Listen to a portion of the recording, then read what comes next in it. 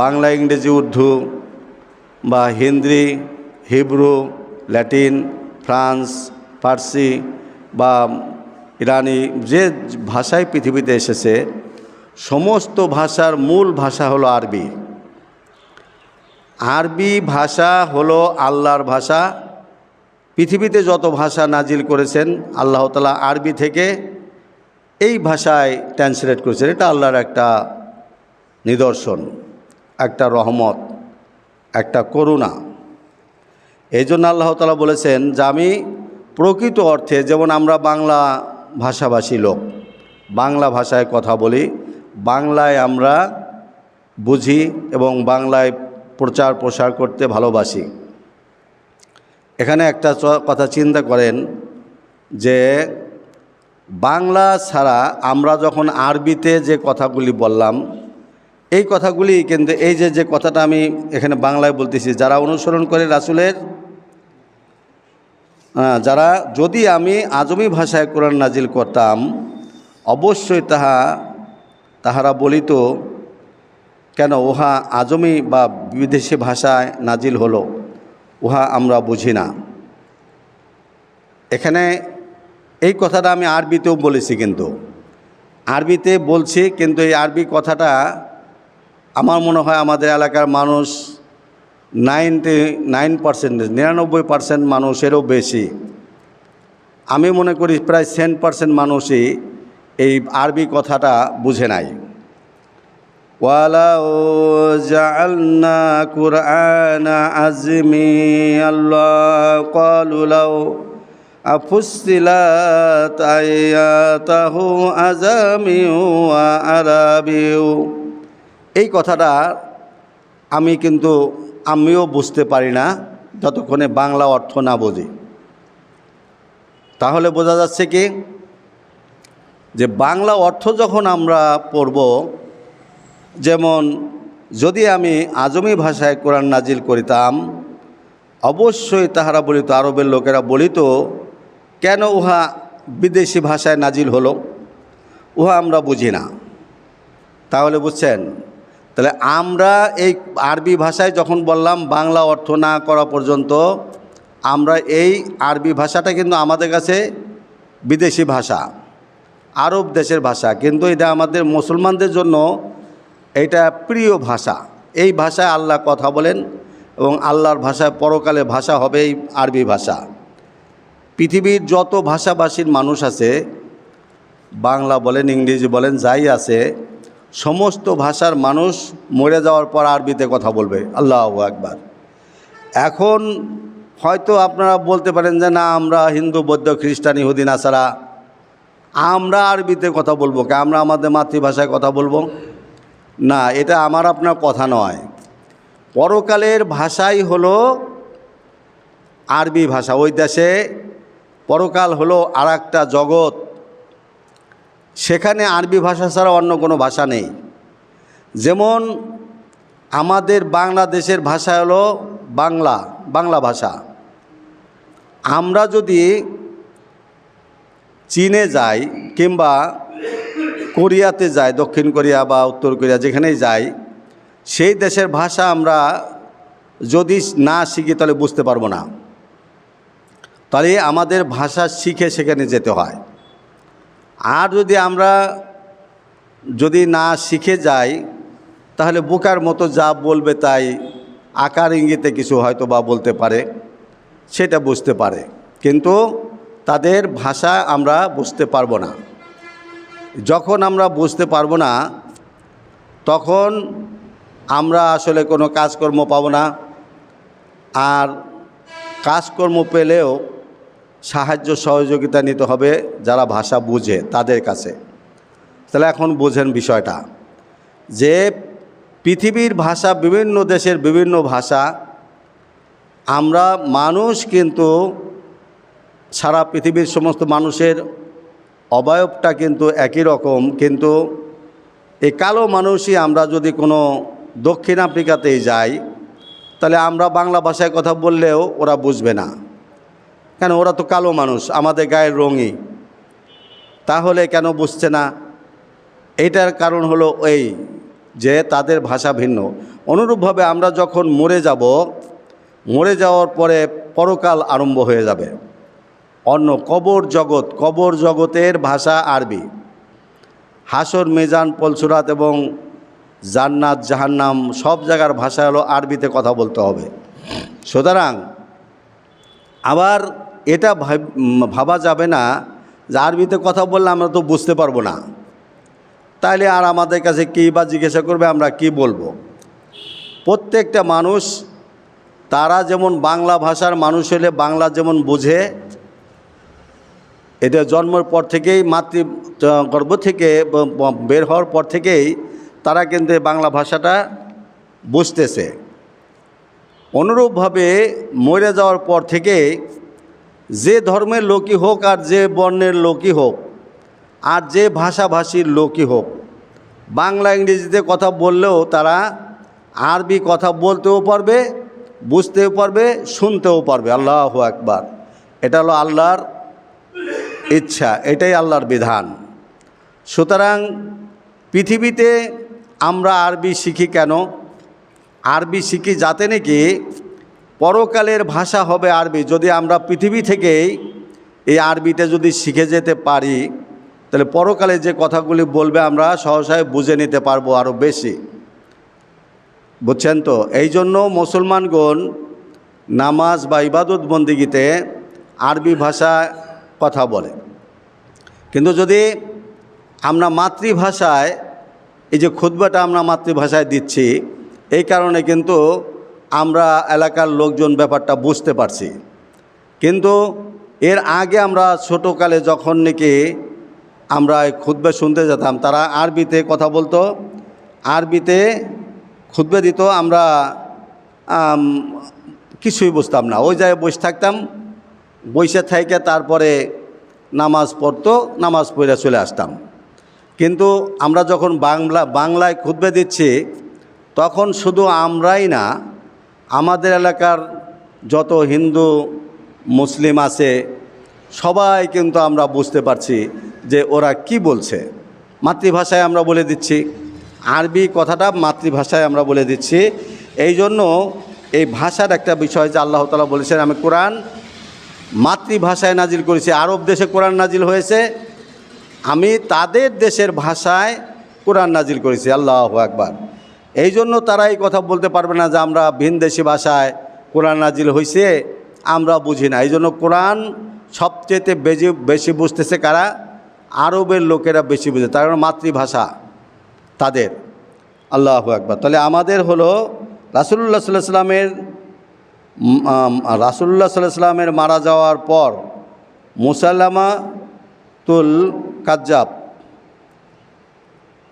মুসাইলামাতুল কাজ্জাব ও তদীয় বনু হানিফা গোত্রীয় লোকদের বিরুদ্ধে মুসলিমদের তুমুল যুদ্ধ হয়।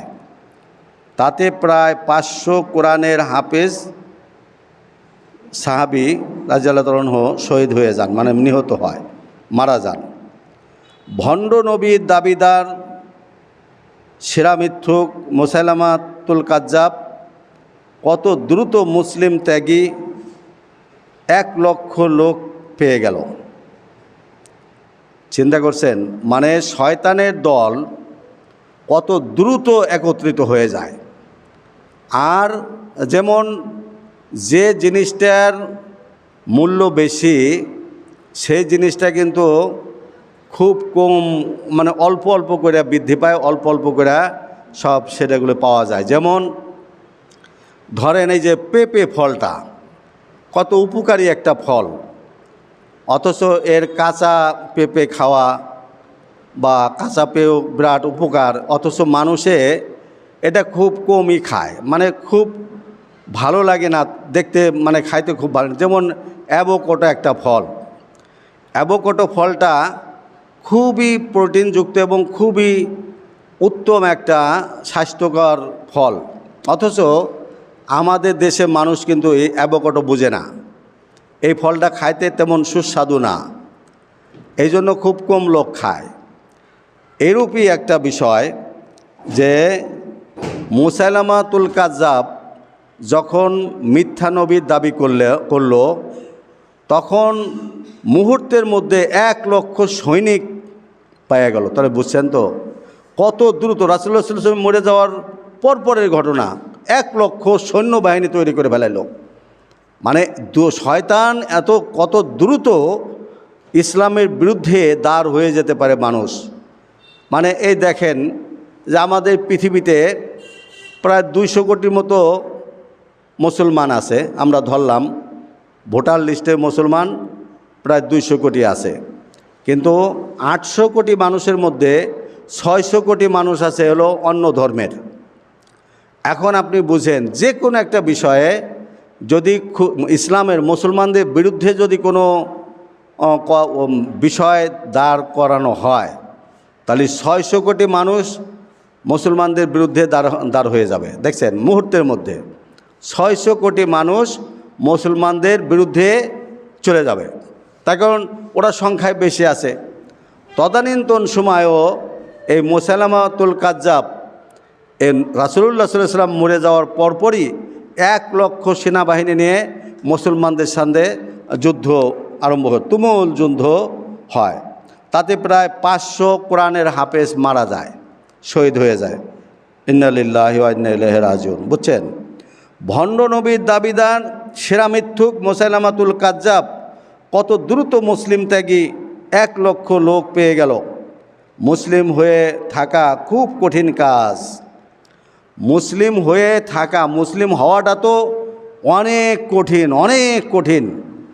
মুসলমান হওয়াটা হলো বা পৃথিবীর সর্বশ্রেষ্ঠ একটা কঠিন কাজ। আল্লাহু আকবার। বুঝতেই পারছেন না, কোনো মানুষ যদি মুসলমান হতে চায় সে খুব কঠিন একটা কাজ।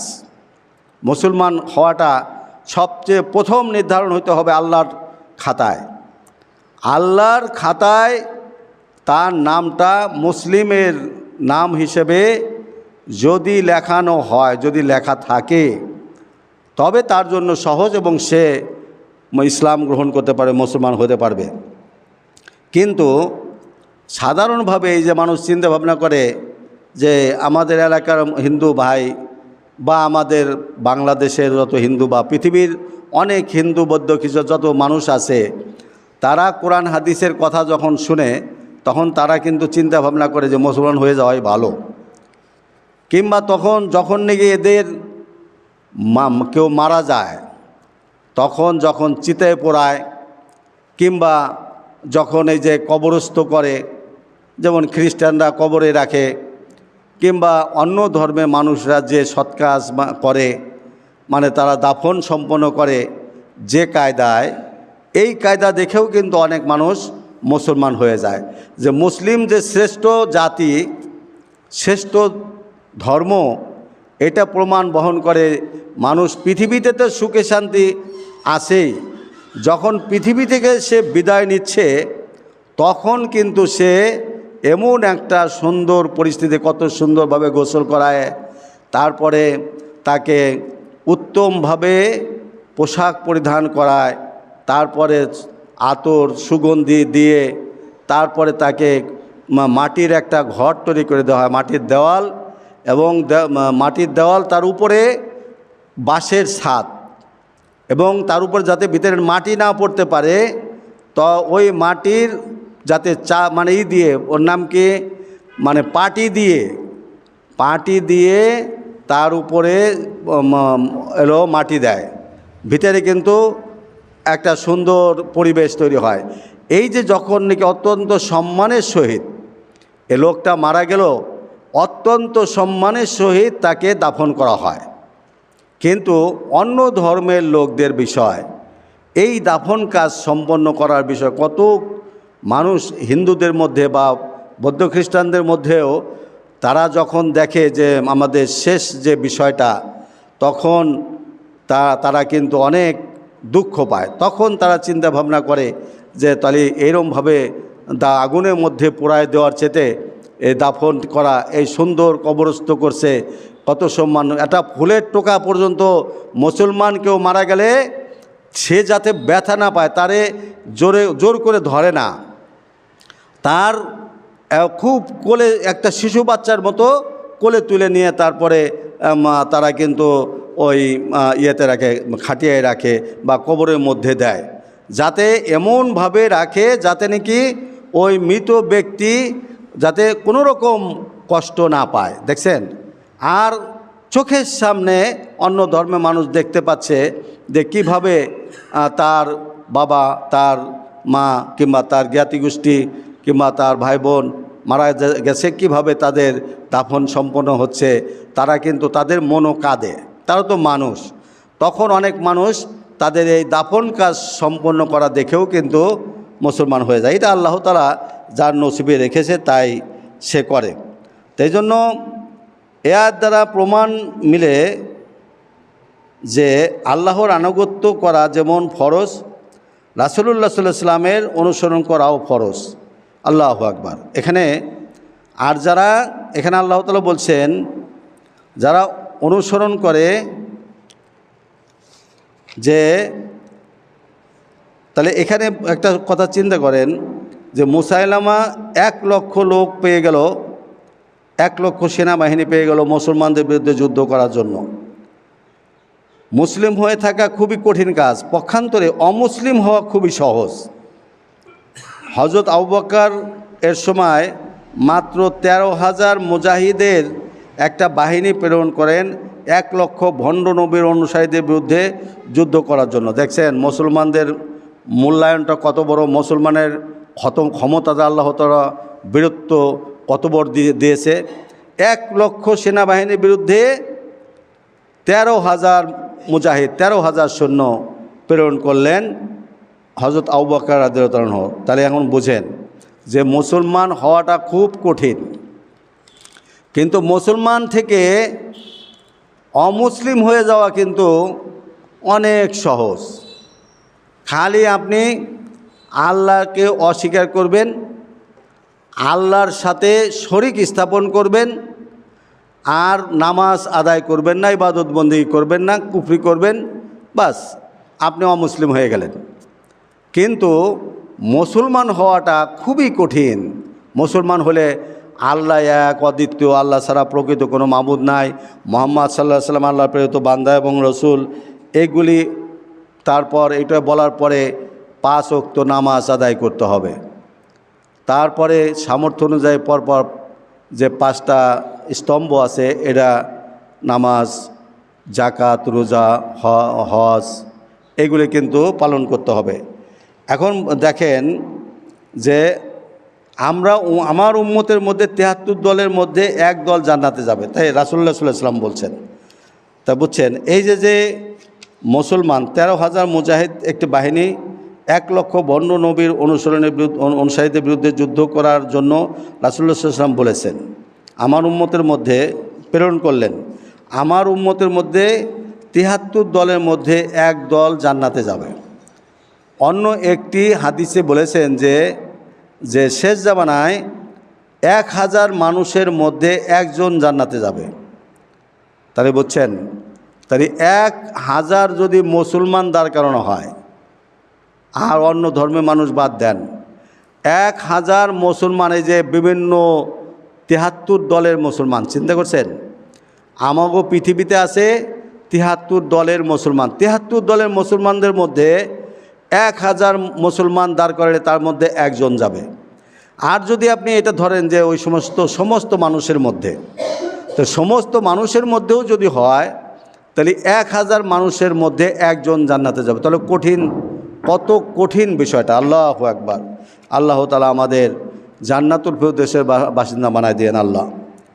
আল্লাযীনা ইয়াত্তাবিউনার রাসূলান নাবিয়াল উম্মি আল্লাযী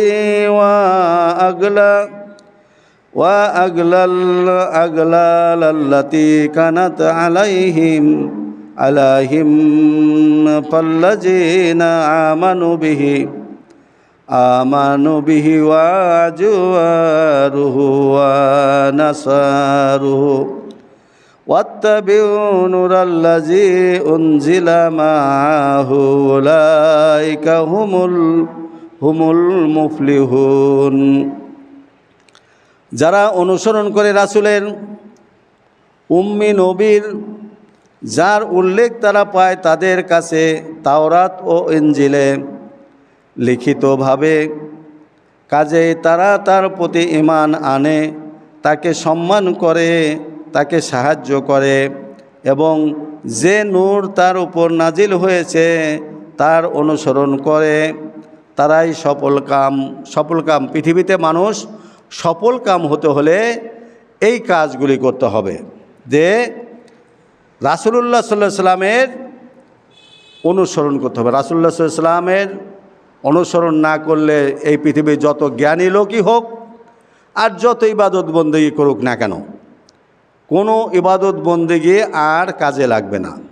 আমরা কিন্তু বারবার করে বলছি, যে লোকটা আল্লাহ জান্নাতে নিবে সেই লোকটা আলহামদুলিল্লাহ বুঝে যাবে যে আল্লাহর রাসূলের অনুসরণ ব্যতীত এই পৃথিবীর বর্তমান বিশ্বের কোনো মানুষ আর জান্নাতে যেতে পারবে না।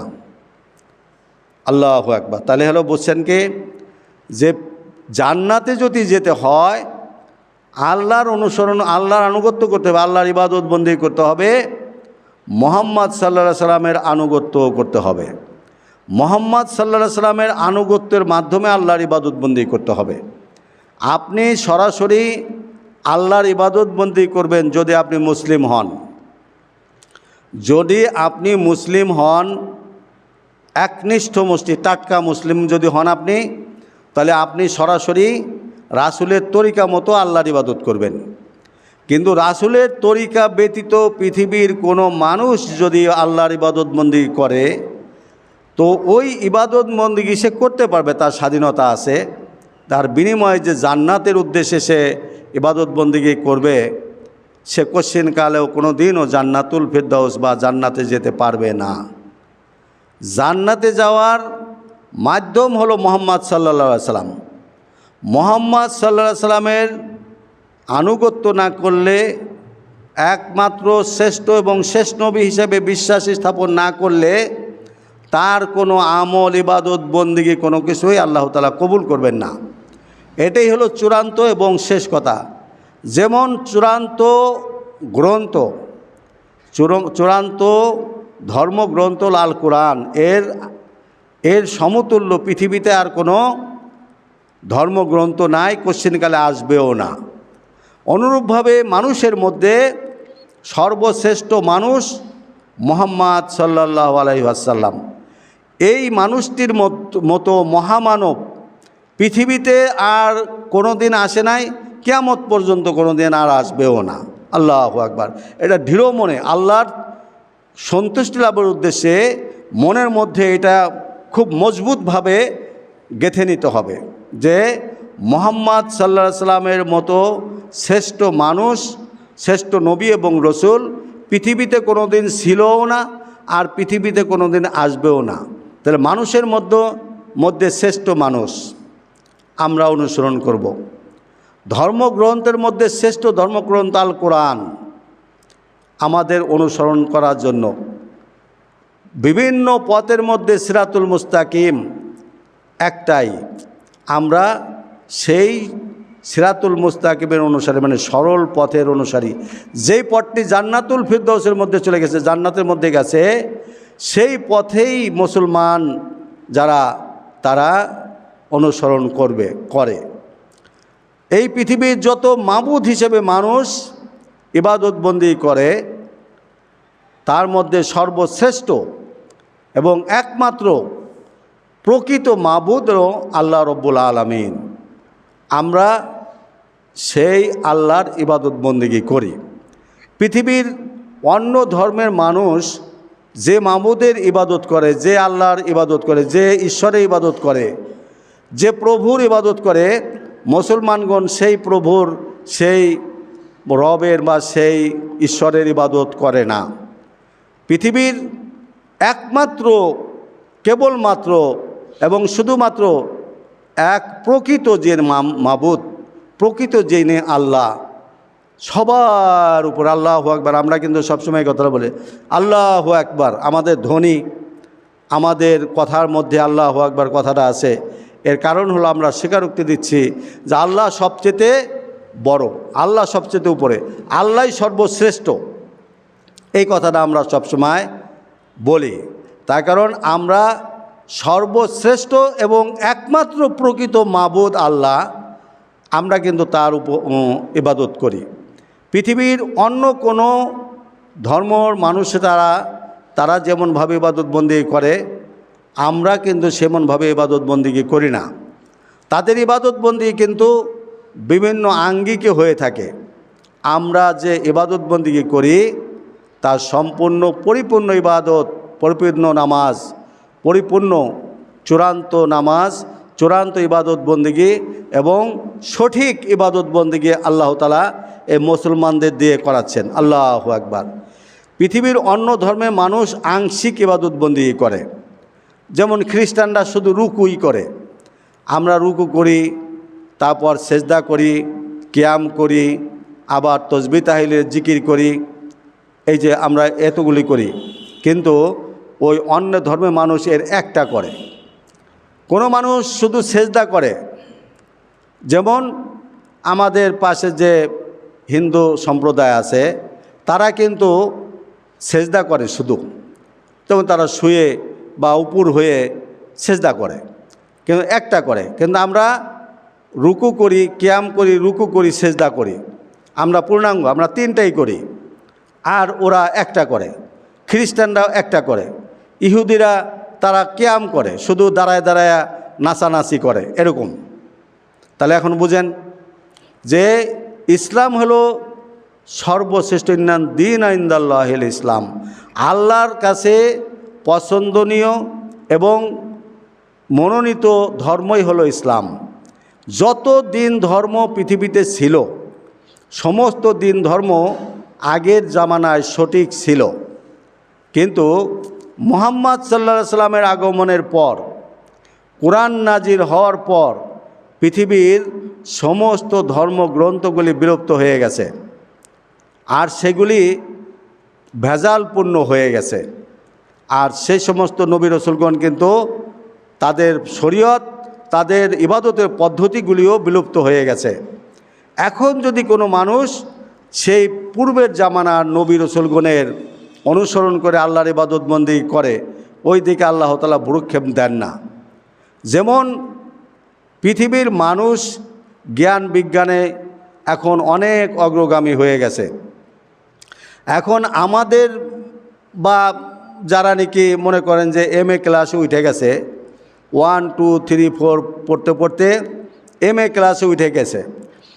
MA ক্লাসে যখন পড়াশোনা করবে, এখন যদি সে 1 ক্লাসের বই পড়া MA পরীক্ষা দিতে চায়, বা 2 ক্লাসের বই পড়া, যেমন 1 ক্লাসের যদি বই মনে করেন যে হযরত আদম আলাইহিস সালামের উপরে কিংবা ইব্রাহিম আলাইহিস সালামের উপরে যে সহিফা নাজিল হয়েছে, মুসা আলাইহিস সালামের উপরে যে ক্লাস 3 বই মনে করেন, তা ঈসা আলাইহিস সালামের উপরে ক্লাস 4 বই, এইভাবে এক এক নবীর এক এক ক্লাসের বই ছিল মনে করেন।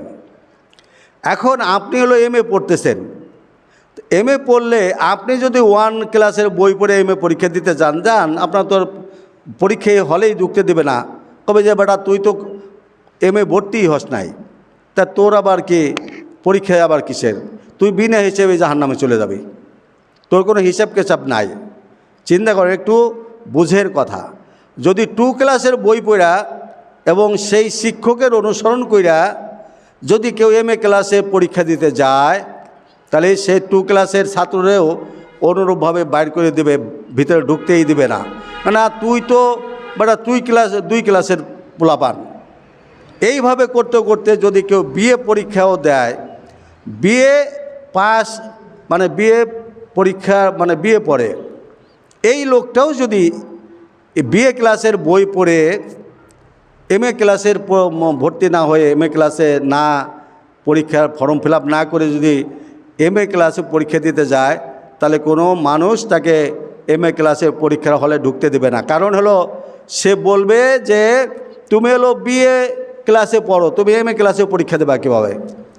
পৃথিবীর ধর্মগ্রন্থের দিক দিয়ে আল কোরআন হলো সর্বশ্রেষ্ঠ, এবং MA ক্লাস থেকে আরম্ভ করে উচ্চ পর্যায়ে যত ডিগ্রি আছে সমস্ত ডিগ্রির বই হলো আল কোরআন।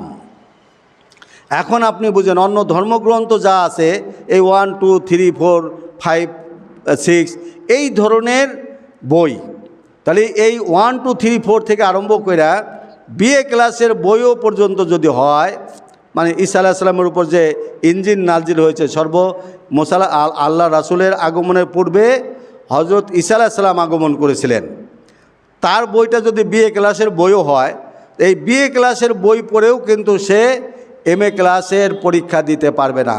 অনুরূপভাবে যদি কেউর পরীক্ষা দিতে হয় এমএ ক্লাসের, তো এমএ ক্লাসের বই পড়তে হবে। আর এমএ ক্লাসের বই হলো আল কোরআন। এমএ ক্লাসের শিক্ষক হলো মুহাম্মদ সাল্লাল্লাহু আলাইহি সাল্লাম। এমএ ক্লাসের যে ক্লাসরুম, যে বিশ্ববিদ্যালয়, সেটা হলো মসজিদ এবং মাদ্রাসা। চিন্তা করছেন? এখন আপনি বুঝেন, আপনি যদি এমএ ক্লাসের পরীক্ষা দিয়ে কেউ পাশ করে সে জান্নাতে যাবে। বলা হয়েছে যে এমএ ক্লাসে কোরআন এবং সহিহ হাদিস পড়ে যদি কেউ পাশ করে যায় কবরের পরীক্ষায়, তাহলে সে জান্নাতের বাসিন্দা হবে। জান্নাত থেকে তার কবরের মধ্যে দরজা জানলা খুলে দেবে এবং সে ওই সুখ পেতে থাকবে। আল্লাহু আকবার। চিন্তা ভাবনা করছেন?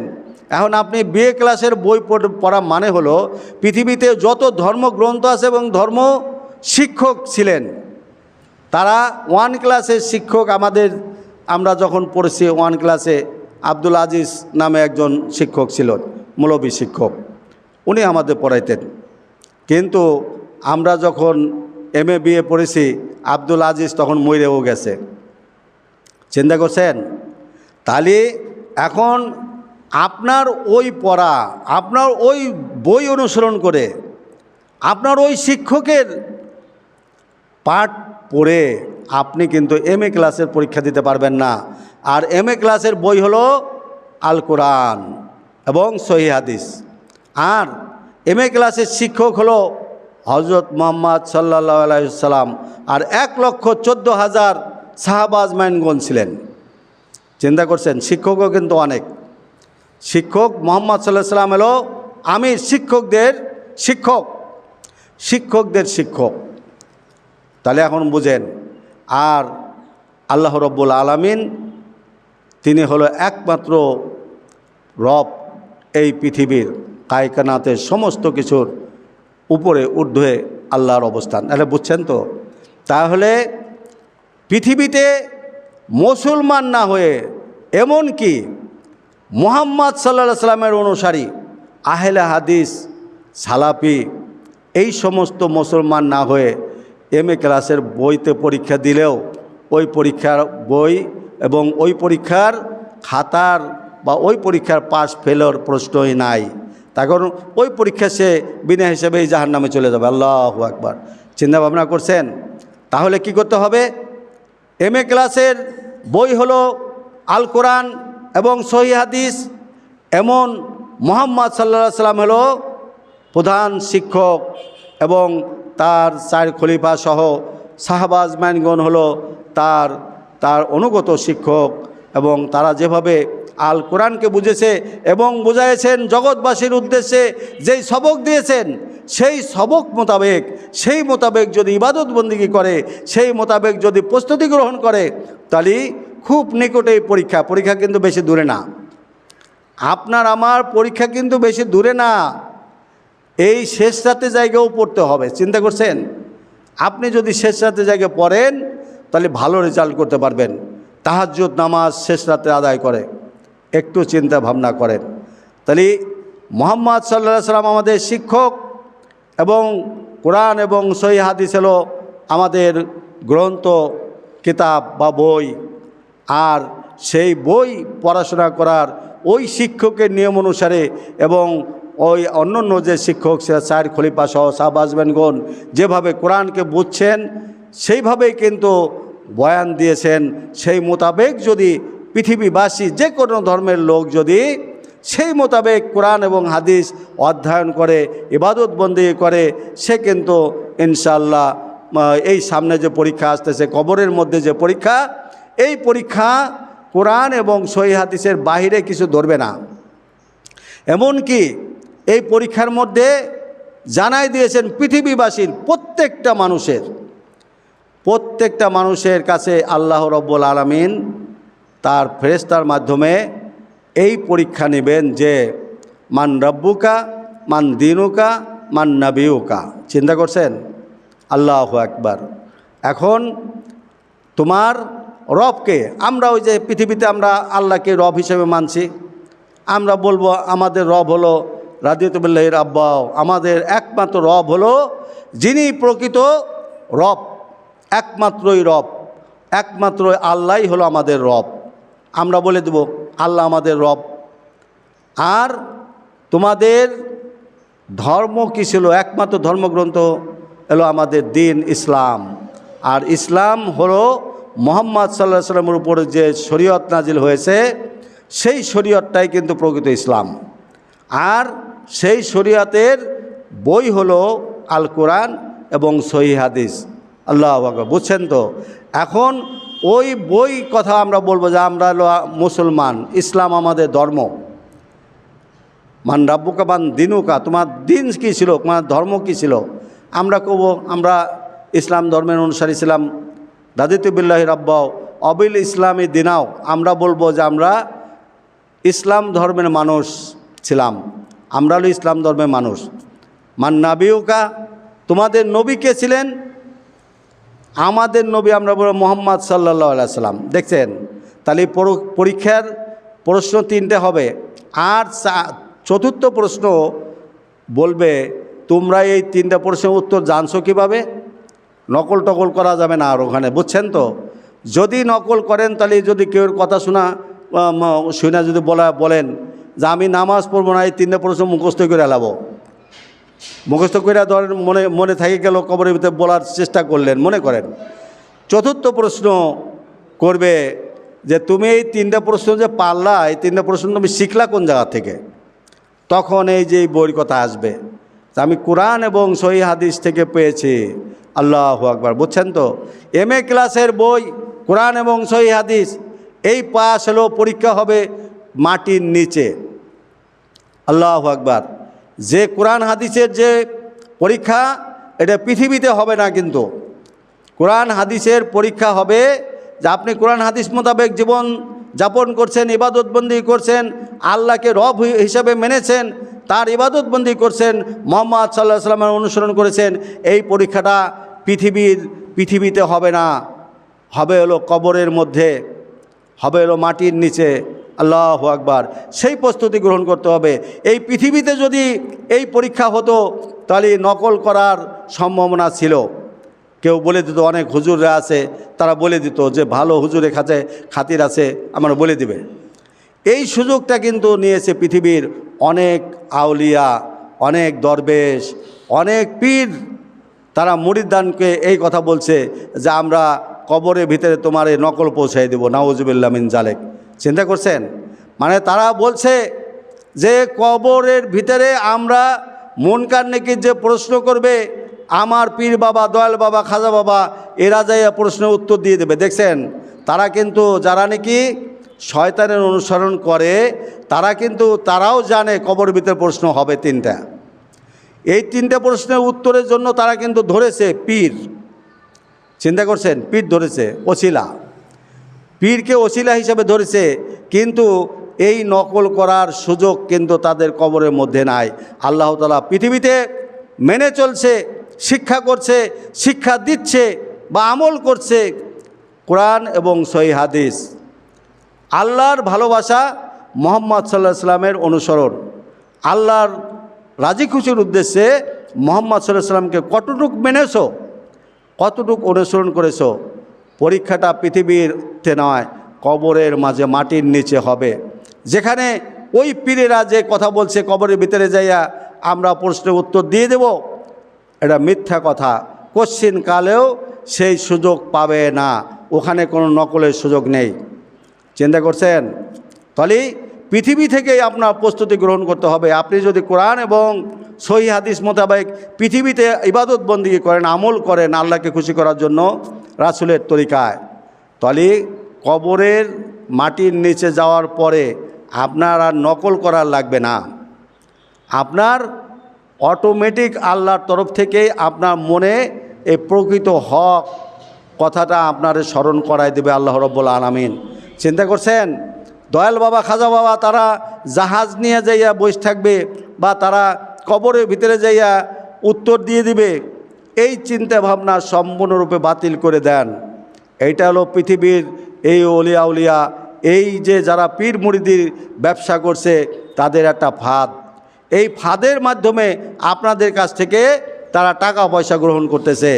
আসলে তারা কবর হাসর মেজান পলসুরাতে কোশ্চিনকালেও কোনো দিনও তারা কোনো সামান্যতম উপকার করতে পারবে না। আল্লাহু আকবার। তাহলে নিজের প্রস্তুতি নিজে গ্রহণ করতে হবে।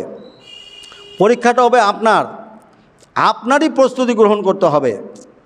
আর যে লোকটা আপনাকে উপকার করার চিন্তা ভাবনা করতেছে বা যারে আপনি ধরছেন উপকার পাওয়ার জন্য, তার নিজেরও কিন্তু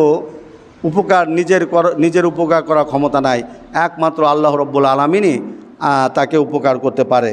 তাহলে বুঝছেন তো যে আপনারা কোথায় দৌড়াচ্ছেন, কোন দিকে যাচ্ছেন, কোন দলের দিকে হাঁকাচ্ছেন, কোথায়? জান্নাত তো আপনার নিজের আমলের মধ্যে রয়েছে, নিজের ঘরের মধ্যে কোরআন এবং সহিহ হাদিস আছে। আপনি সেইটা মোতাবেক আমল করেন, অবশ্যই পৃথিবীতে যত জাত দেখতেছেন এই শান শওকত, এর 4 পয়সার কোনো মূল্য নাই। এগুলি সব বিলুপ্ত হয়ে যাবে, সব ধ্বংস হয়ে যাবে। এই জন্য আল্লাহ তাআলা কবরের মধ্যে, এই কবর হলো মাটির নিচে, এই নিচে ওখানে আর কোনো এই পৃথিবীর এই কিছু আর যাবে না, ফেতনা ফ্যাসাদ আর ওখানে যাবে না। আল্লাহু আকবার। তাহলে তো বোঝার চেষ্টা করেন। আল্লাহ তাআলা বলেছেন যে আল্লাহকে মানা যেমন ফরজ, মুহাম্মদ সাল্লাল্লাহু আলাইহি সাল্লামকে অনুসরণ করাও তেমনই ফরজ। আপনি আল্লাহকে মানবেন দয়াল বাবার তরিকায়, হবে না, ওইটা মানলেও কাজ হবে না। দেখছেন, আপনি আল্লাহকে মানবেন অন্য নবীর তরিকায়, হবে না, আপনার ওই মানার মধ্যে কোনো লাভ নাই। আপনি যদি আল্লাহকে মানতে চান মুহাম্মদ সাল্লাল্লাহু আলাইহি সাল্লামের তরিকাকেই মানতে হবে, তাহলে এটা ফরজ। আল্লাহকে যদি আপনি বিশ্বাস করতে চান মুহাম্মদ সাল্লাল্লাহু আলাইহি সাল্লামকে মাস্ট বিশ্বাস করতে হবে, মাস্ট। যদি মুহাম্মদ সাল্লাল্লাহু আলাইহি সাল্লামকে বিশ্বাস না করেন, তার অনুসরণ না করেন, তাহলে আপনার ওই বিশ্বাসের, ওই ইসলামের, আপনি সুন্দর কোরআন তেলাওয়াত করতে পারেন, সুন্দর আজান দিতে পারেন, সুন্দর ইবাদত বন্দেগী করতে পারেন, সুন্দর তাহাজ্জুদ নামাজও আদায় করতে পারেন, বুঝছেন, কিন্তু ওর কানাকড়ি কোনো মূল্য নাই। যদি আপনি মুহাম্মদ সাল্লাল্লাহু আলাইহি সাল্লামের অনুসরণ না করে আল্লাহর ইবাদত বন্দেগী না করেন, তাহলে আপনার ওই ইবাদত বন্দেগীর কোনো 4 পয়সার মূল্য নেই। তাহলে কি করতে হবে? আল্লাহকে মানা যেমন ফরজ, মুহাম্মদ সাল্লাল্লাহু আলাইহি সাল্লামকে মানাও, অনুসরণ করা তেমনই ফরজ। যদি কোনো মানুষ আল্লাহকে না মেনে মুহাম্মদ সাল্লাল্লাহু আলাইহি সাল্লামের অনুসরণ করে, তাহলেও যেমন কবুল হবে না ইবাদত বন্দেগী, অনুরূপভাবে আল্লাহকে মেনে তার খুশির জন্য ইবাদত বন্দেগী করলেও, আর ওই ইবাদত যদি রাসূলের তরিকা মোতাবেক না হয়, তাহলে ওই ইবাদত বন্দেগীও কিন্তু হবে না। তাহলে বুঝছেন তো? তাহলে এখানে বোঝা যাচ্ছে কি, আল্লাহর আনুগত্য করা যেমন ফরজ, রাসূলুল্লাহ সাল্লাল্লাহু আলাইহি ওয়াসাল্লামের অনুসরণ করাও ফরজ। আখিরাতে মুক্তি কোরআন ও সহিহ হাদিস অনুসরণের উপর নির্ভরশীল। কারণ রাসূলের অনুসরণ, উম্মি নবীর অনুসরণ, সহিহ হাদিস অনুসরণ করলেই সেটা সম্ভব, বুঝছেন তো? রাসূলের অনুসরণ করলে মুহাম্মদ সাল্লাল্লাহু আলাইহি ওয়াসাল্লাম, রাসূল কিন্তু 313 জন আছে, কিন্তু সমস্ত 312 জন রাসূলেরও কিন্তু মত পথ তরিকা কিন্তু বিলুপ্ত হয়ে গেছে। একটু চিন্তা ভাবনা করেন। আমি কিন্তু সুন্দরভাবে বোঝানোর চেষ্টা করেছি। মানুষ হিদায়াতের মালিক হলো আল্লাহ। আমি যত সুন্দর করেই বুঝাই না কেন, আল্লাহ যদি দয়া না করেন, আল্লাহ যদি হিদায়াত না রাখেন, তাহলে কিন্তু কোনো মানুষ হিদায়াত পাবে না। আমি যত সুন্দর করেই বুঝাই, কিন্তু আমি যেভাবে বুঝাইলাম, আপনারা কিন্তু যদি আল্লাহ হিদায়াত রাখে চট করে বুঝে যাবেন। তার কারণ এটা তো সত্যি কথা।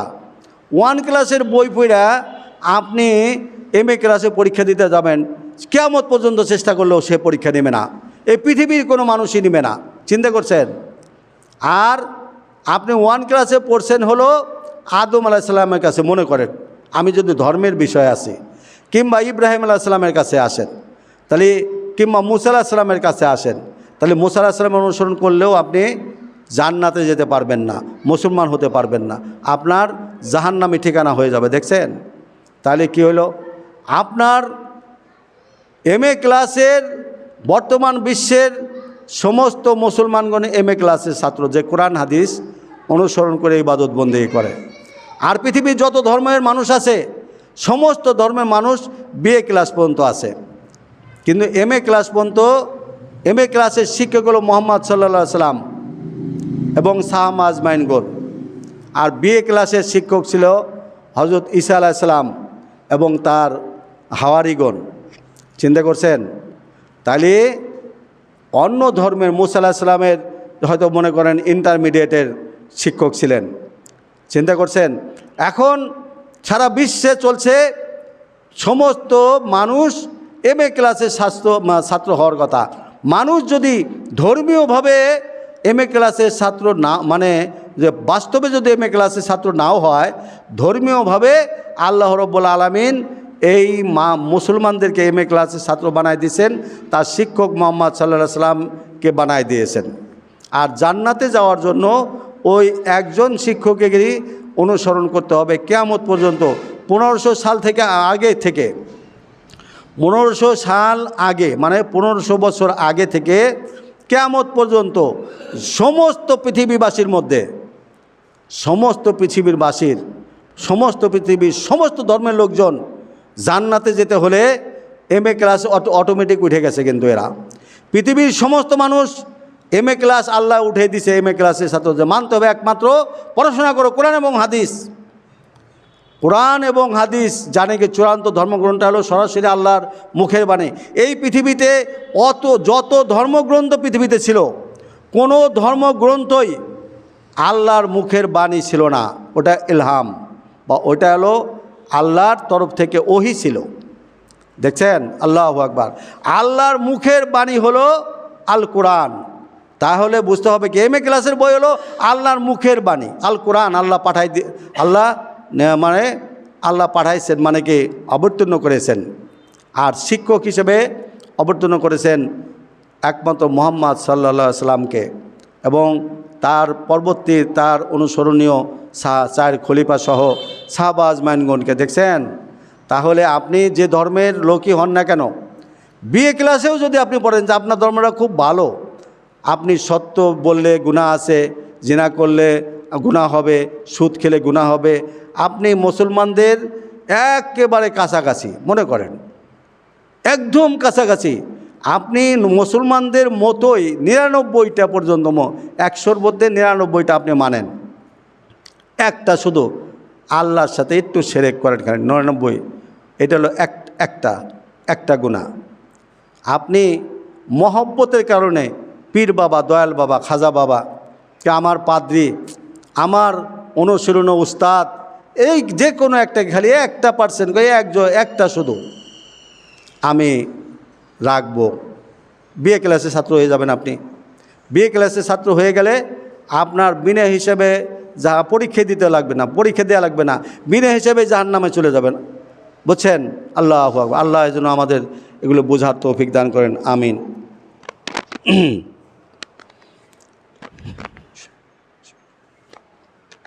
আউযু বিল্লাহি মিনাশ শাইতানির রাজিম। বিসমিল্লাহির রহমানির রহিম। আল্লাহুম্মা সাল্লি আলা মুহাম্মাদিন ওয়া আলা আলি মুহাম্মাদিন কামা সাল্লাইতা আলা ইব্রাহিম ওয়া আলা আলি ইব্রাহিম ইন্নাকা হামিদুম মাজিদ। আল্লাহুম্মা বারিক আলা মুহাম্মাদিন ওয়া আলা আলি মুহাম্মাদিন কামা বারাকতা আলা ইব্রাহিম ওয়া আলা আলি ইব্রাহিম ইন্নাকা হামিদুম মাজিদ। শুধু আল্লাহর ইবাদত ও রাসূলের অনুসরণই একমাত্র মুক্তি নয়, বরং মুক্তির জন্য লাগবে আল্লাহ এবং আল্লাহর রাসূলের প্রতি গভীর ভালোবাসা। আল্লাহ এবং আল্লাহর রাসূলের প্রতি গভীর ভালোবাসা লাগবে। আপনি দায় থেকে অনুসরণ করতেছেন, আপনি আল্লাহর অনুসরণ করতে চান না। এই যে বলে মানুষে কোরআন হাদিস থেকে মাইকে খুতবা দেয়, কোরআন হাদিসে ওয়াজ নসিহত করে, এই জন্যই দায়ী ঠেয়া নামাজ পড়তেছি সহি কায়দায় এভাবে। কিন্তু এইটাই কিন্তু আপনি বিনে হিসেবে জান্নাতে যাওয়ার জন্য এটা আপনার যথেষ্ট নয়। মূলত হলো মন থেকে তাকওয়া।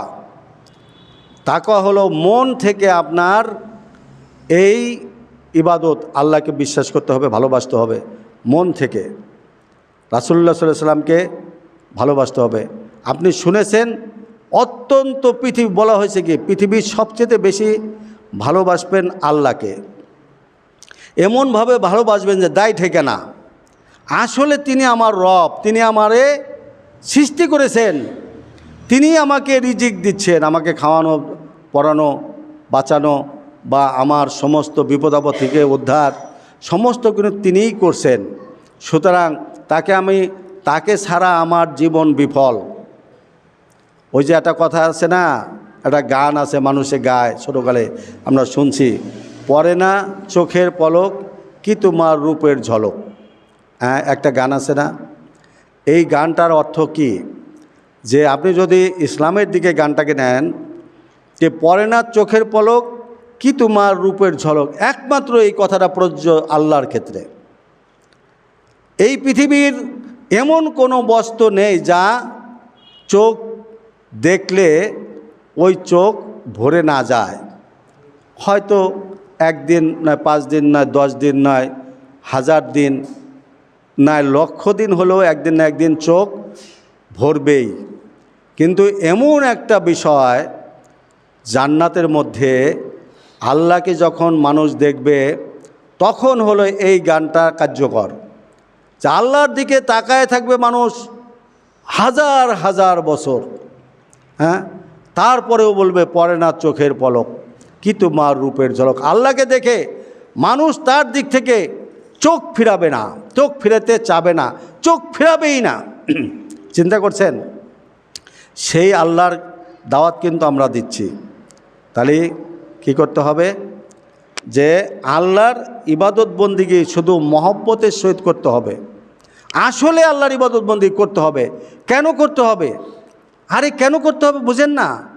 আদম আলাইহিস সালামকে যখন সৃষ্টি করেছেন তখন এই শয়তান, ইবলিস শয়তানকে আল্লাহ হুকুম করলো আদমরে সেজদা করো, কিন্তু শয়তান গর্ব করে অহংকার করে বলল, না, মাটির তৈরি, পচা মাটির তৈরি মানুষটা আমি সেজদা করব না। অথচ আল্লাহ রাব্বুল আলামিন এই একটা কথা না মানার কারণে আল্লাহ রাব্বুল আলামিন মানুষকে এত মর্যাদা দিয়েছেন, এত ভালোবেসেছেন যে 10,000 7,000 10,000 বছরে ইবাদতকারী এই ইবলিস শয়তান তাৎক্ষণিকভাবে আল্লাহ তাআলা জান্নাত থেকে বাইর করে দিলেন, দূর হয়ে যাও তুমি, আমি বলেছি আদমকে সেজদা করো, তুমি সেজদা করলে না, অহংকার করলে, বের হয়ে যাও জান্নাত থেকে। চিন্তা করো, আমার কারণে, আদম সন্তানের কারণে, মানুষের কারণে আল্লাহ তাআলা মানুষকে এত মহব্বত করেছেন। এই মহব্বতের কারণে তারই আর এক বান্দা জিন জাতিদের মধ্যে থেকে ইবলিস শয়তান, তাকে জান্নাত থেকে বের করে দিলেন। আপনি বুঝতে পারছেন না যে আপনাকে আল্লাহর এত ভালোবাসেন? যদি পৃথিবীতে একটু উদাহরণ যদি আপনি দেন, একটা শক্তিশালী প্রধানমন্ত্রী বা রাষ্ট্রপ্রধান যদি কোনো কাউকে খুব ভালোবাসে, এত বিশ্বাস করে, তা সে লোকটা রাষ্ট্রপতির খুবই অনুগ্রহপ্রাপ্ত বা তারও খুব বিশ্বাস করে দুজনে। কিন্তু এমন একটা লোক, সে ওই রাষ্ট্রপতি বলল, ওই তার যে দ্বিতীয় মানুষটি আছে যে রাষ্ট্রপতিকে খুবই ভালোবাসে, সেই লোকটাকে বলল যে এই লোকটাকে একটু বসতে দাও বা এই লোকটাকে একটু সালাম দাও। ওই লোকটা বলে উঠলো যে না, আমি হলো রাষ্ট্রপতির কাছের লোক, আমার অত্যন্ত মর্যাদা, আমি হলো প্রতিমন্ত্রী, আমি হলো বড় মিনিস্টার বা উপরাষ্ট্রপতি, মনে করেন আমি কেন একটা সাধারণ মানুষ আসলো, একটা মানুষ অন্য জাত, পচা মাটি থেকে তৈরি, মানে এই ধরনের কথা। যে গ্রাম থেকে আইসে এই যে কি মানে কি কয় ক্ষেতের থেকে উঠে আইসে সেই লোকটা, মানে মাটির মানুষ তো ক্ষেতের মানুষই, ক্ষেত থেকে উঠে এসে আর আমি এলো প্রধানমন্ত্রী, একজন সম্মানিত উপপ্রধানমন্ত্রী বা এই ধরনের সম্মানিত লোক, আমি কেন পচা ক্ষেত থেকে উঠে এসে এই লোকটারে সালাম দিব? তার অহংকার করলো। এমনই একটা ঘটনা, এই ইবলিস শয়তান আদম আলাইহিস সালামকে সেজদা করলো না, বুঝতে পারছেন তো? সেই আদমের সেজদা না করার কারণে ইবলিস শয়তানকে আল্লাহ তাআলা জান্নাত থেকে বাইর করে দিলেন। আর জান্নাতের ওই আদম আলাইহিস সালামকে জান্নাতে থাকতে দিলেন। আর আদমকে বললেন যে, হে আদম, তোমার কারণে, তোমার মহব্বতের কারণে ইবলিস শয়তানকে আমি বহিষ্কার করে দিলাম, লান্নতের চুনকালি দিয়ে তাকে বের করে দিলাম, তুমি আমার ইবাদত বন্দি করো। তুমি এদিকে বলা লাগে, যদি এই এলাকার যদি প্রধানমন্ত্রী যদি আমার এত বড় সম্মান করত, তাহলে আমি তো বর্তমান যে রাষ্ট্রপ্রধান আছে, মনে করেন ইনি যদি আমাকে এইভাবে সম্মান করত, তাহলে আমি সে যা বলতো আমি তো দৌড়ে তাই করতাম। একটু চিন্তা ভাবনা করেন। আর কত কৃতজ্ঞ মানুষ হয়েছে যে ইবলিস শয়তানকে বহিষ্কার করে দিল আমাদেরকে, আমার বাপের কারণে। আদম আলাইহিস সালাম হলো পৃথিবীর মানুষের বাপ, চিন্তা করছেন? তাহলে আমার বাপের কারণে এই ইবলিস শয়তানকে বহিষ্কার করে দিল।